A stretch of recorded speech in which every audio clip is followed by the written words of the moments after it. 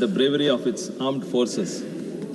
This operation was a response to the horrific Pahalgam terrorist attack, which claimed innocent lives and aimed to disturb the nation's unity.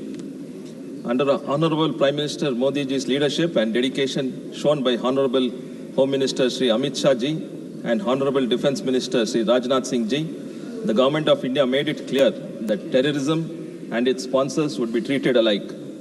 India would no longer differentiate between non-state actors and the state that shelters them.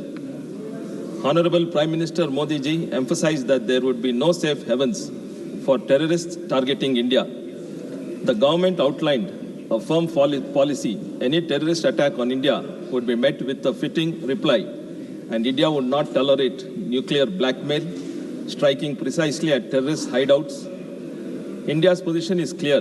Terror and talks cannot coexist, nor can terror and trade. And water and blood cannot flow together.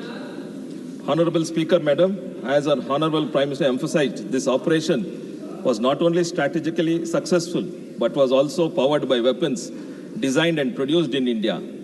The destruction of terrorist hideouts was executed with precision using these homegrown systems.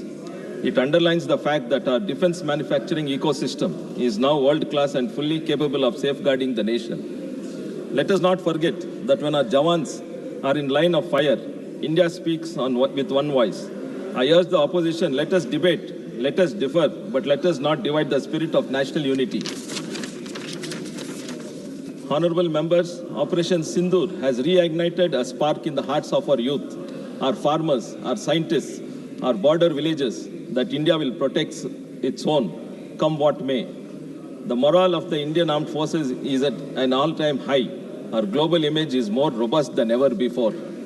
Our Honorable External Affairs Ministers worked round the clock to ensure that global partners were kept informed, support was garnered, and misinformation was countered effectively. We did not act in haste. We acted with strategic foresight and political maturity.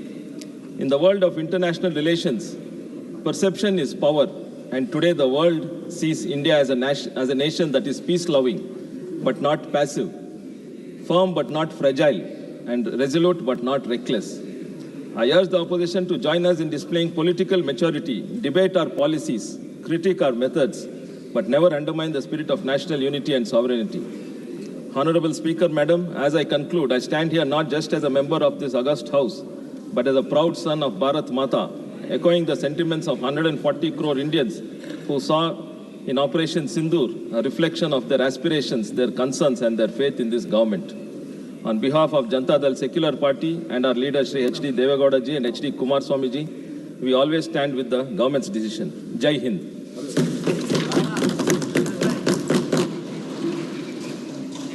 माननीय सदस्य श्री राजा राम सिंह जी,